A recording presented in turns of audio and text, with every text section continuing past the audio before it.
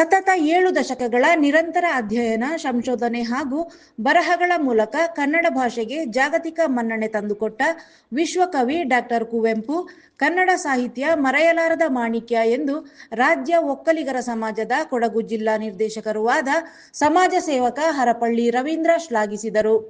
ಕೊಡಗು ಜಿಲ್ಲಾ ಶರಣ ಸಾಹಿತ್ಯ ಪರಿಷತ್ತು ಹಾಗೂ Toluru ಶೆಟ್ಟಳ್ಳಿಯ doctor B R. Ambedkar ವಿದ್ಯಾರ್ಥಿನಿಯರ ವಸತಿ ಶಾಲೆಯ ಜಂಟಿ ಆಶ್ರಯದಲ್ಲಿ ಹಮ್ಮಿಕೊಂಡಿದ್ದ ರಾಷ್ಟ್ರಕವಿ ಕುವೆಂಪು ವಿಚಾರಧಾರೆಗಳ ಕುರಿತಾದ ವಿಚಾರ ಸಂಕಿರಣ ಉದ್ಘಾಟಿಸಿ ಮಾತನಾಡಿದ ಅವರು, ಕುವೆಂಪು ಅವರು ತಮ್ಮ ಜೀವನದುದ್ದಕ್ಕೂ ಪರಿಸರ, ಪ್ರಾಣಿ ಪಕ್ಷಿ, ಗಿಡ ಮರಗಳನ್ನು ಒಡಗೂಡಿಸಿ ಪ್ರಕೃತಿಯನ್ನು ಆರಾಧಿಸಿದರು.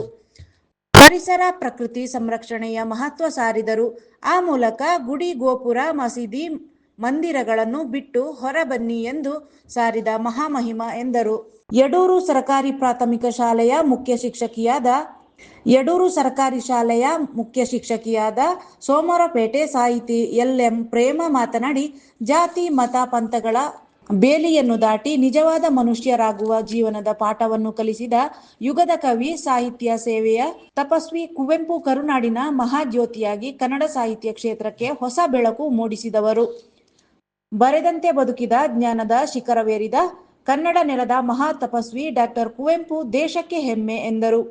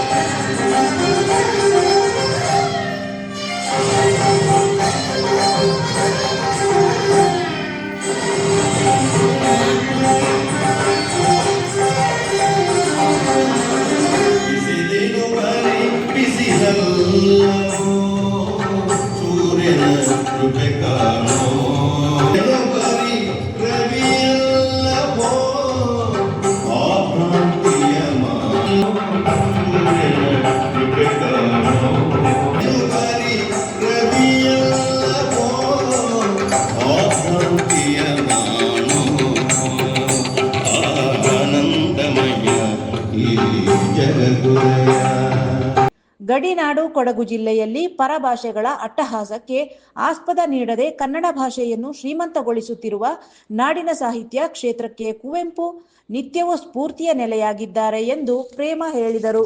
ಬ್ರಿಟಿಷ್ ಕವಿ ಜೇಮ್ಸ್ ಕಸಿನ್ಸ್ ಎಂಬುವರು ಅಂದು ಕುವೆಂಪು ಅವರ ಸಾಹಿತ್ಯ ಸೇವೆಯನ್ನು ಶ್ಲಾಘಿಸದೇ ಇದ್ದಿದ್ದಲ್ಲಿ ಇವತ್ತು ಕನ್ನಡ ನಾಡು ಇಂತಹ ಶ್ರೇಷ್ಠ ಕವಿಯನ್ನು ಕಾಣುತ್ತಿರಲಿಲ್ಲ ಎಂದು ಹೆಮ್ಮೆ ವ್ಯಕ್ತಪಡಿಸಿದರು. ಡಾಕ್ಟರ್ ಅಂಬೇಡ್ಕರ್ ವಸತಿ ಶಾಲಾ ಪ್ರಾಂಶುಪಾಲ ಚಂದ್ರಶೇಖರ ರೆಡ್ಡಿ ಅಧ್ಯಕ್ಷತೆ ವಹಿಸಿ ಮಾತನಾಡಿ, ನಾಡು ಕಂಡ ದಾರ್ಶನಿಕ ತತ್ವಜ್ಞಾನಿ ಡಾಕ್ಟರ್ ಕುಪ್ಪಳ್ಳಿ ವೆಂಕಟಪ್ಪ ಪುಟ್ಟಪ್ಪ ಅವರ ಸ್ಮರಣೆ ಕನ್ನಡ ನಾಡಿನಲ್ಲಿ ನಿತ್ಯವೂ ನಡೆಯಬೇಕು ಎಂದರು. ಕೊಡಗು ಜಿಲ್ಲಾ ಶರಣ ಸಾಹಿತ್ಯ ಪರಿಷತ್ತಿನ ಅಧ್ಯಕ್ಷ ಕೆ.ಎಸ್. ಮೂರ್ತಿ ಪ್ರಾಸ್ತಾವಿಕ ನುಡಿಗಳಾಡಿದರು.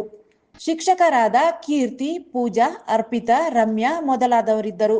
ಇದೇ ಸಂದರ್ಭ ಕುವೆಂಪು ರಚಿತ ಹಾಡುಗಳಿಗೆ ಶಾಲಾ ವಿದ್ಯಾರ್ಥಿನಿಯರಿಂದ ವೈವಿಧ್ಯಮಯ ನೃತ್ಯ ಪ್ರಕಾರಗಳು ನಡೆದವು.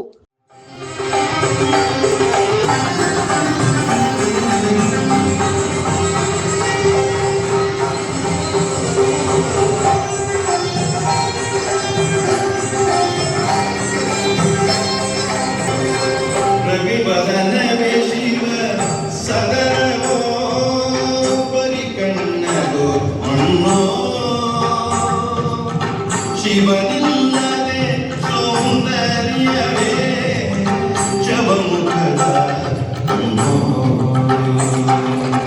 ರವಿವದನವೇ ಶಿವ ಸದನವೋ ಪರಿಕಣ್ಣದು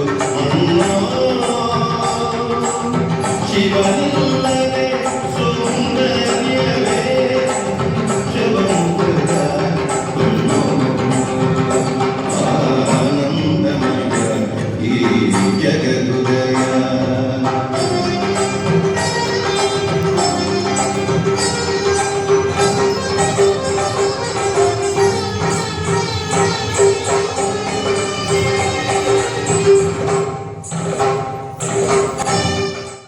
ಜಿಲ್ಲಾ ಮಟ್ಟದ ಪ್ರತಿಭಾ ಕಾರಂಜಿ ಸ್ಪರ್ಧೆಯ ರಂಗೋಲಿ ಸ್ಪರ್ಧೆಯಲ್ಲಿ ರಾಜ್ಯ ಮಟ್ಟಕ್ಕೆ ಆಯ್ಕೆಯಾದ ಶಾಲಾ ವಿದ್ಯಾರ್ಥಿನಿ ಪುಣ್ಯ ಆಚಾರ್ ಅವರನ್ನು ಸನ್ಮಾನಿಸಲಾಯಿತು.